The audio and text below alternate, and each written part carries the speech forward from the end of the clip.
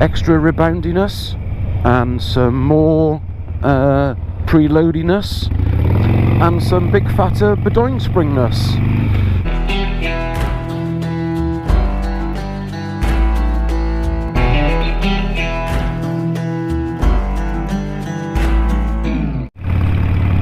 Good morning, good morning, good morning, and it is a good morning. It's a Friday morning. It's Friday the 26th or something like that of August, which in the UK is a bank holiday, which means the road I'm about to go on will be a car park at 6 o'clock tonight, and I have decided to go on the bike to avoid that issue.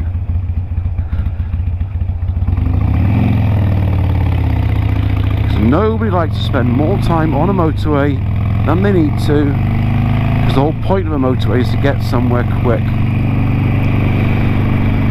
Now, it's one of those weather conditions today that most motorcyclists hate. It's got sunshine, which is low, so you've got to have your internal visor down, your sunshade, but it's got a bit of a nip in the air, which means it's fogging up slightly. So even though I've got my anti-fog shield inside my main visor, when the speed drops down, the internal visor just fogs up completely and you can't see anything in front of you. It's okay when you speed up a little bit like this because it's clear now, but do any of you guys come across this same issue and know of a fix for it? Just out of interest. So yeah, we're on the motorway, we're on the Sportster, we're doing about 70 miles an hour and things haven't fallen off yet, which is always good. However, I think coming on the bike early morning with my works trousers on was probably a mistake because I'm a bit cold. Not too worried about the safety side of things because I'm not going to go crazy today.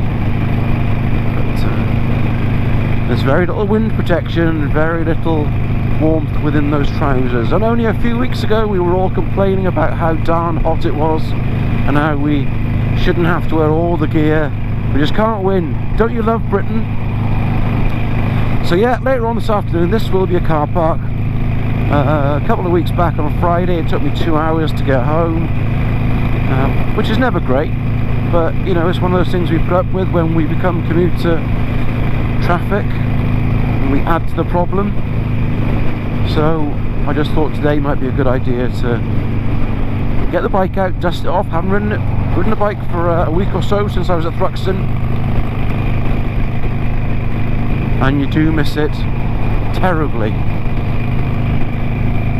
So I've got no real subject today. I'm just going to jabber on for a few minutes, see what happens, see what musings we notice on the road on the early morning commute.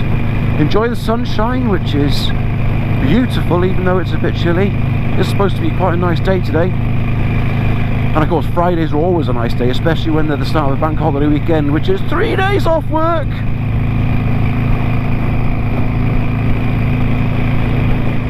There's probably cars around me now not realising that I'm actually recording this and wondering why I'm sticking my fingers up in the air. Must look completely crazy when some of us ride our bikes and we're doing hand gestures, and I'm not sure what hand gesture you do, but you know what I mean. We're using our hands. Most people use their hands to describe things, point at things, and they must think, well, he's on the bike by himself, why is he pointing to himself? Can you not just look?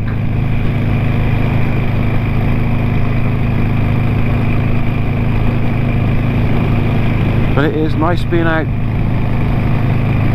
It's nice being out on my own, it's nice being out on the bike just with my own thoughts, because we all use the bike to clear our own thoughts. And one very good point that was brought up or mentioned in another YouTube channel, very famous YouTube channel, a very big YouTube channel, Motovlogs, was a statement somewhere along the lines of, and it was actually when he was being interviewed for a podcast, somewhere along the lines of, when you're on your bike you're only interested in the now, you're only interested in the right here.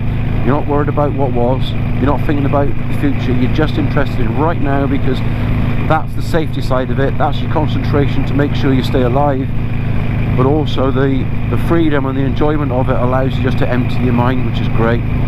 It doesn't take a lot to empty my mind, I have to be honest. Right, well, there's nothing interesting right now, so I'm going to just pause the camera for a moment, and I'll come back in a short while when I'm off the motorway,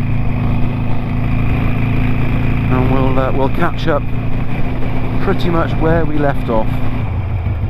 Okay, well, that's the motorway section complete, which is nice. Can a Harley Davidson ride on a motorway? Absolutely. A Sportster anyway. Big question whether it can cope with any sort of driving. I must be honest, I was impressed. That's actually the first time I've taken the Sporty on the motorway on my own. Not because I was afraid to, I just prefer to stay off the motorway because I don't like the motorway. But actually, it did it really well. Faultless, cruised along at between 70-75 mile an hour with no issues.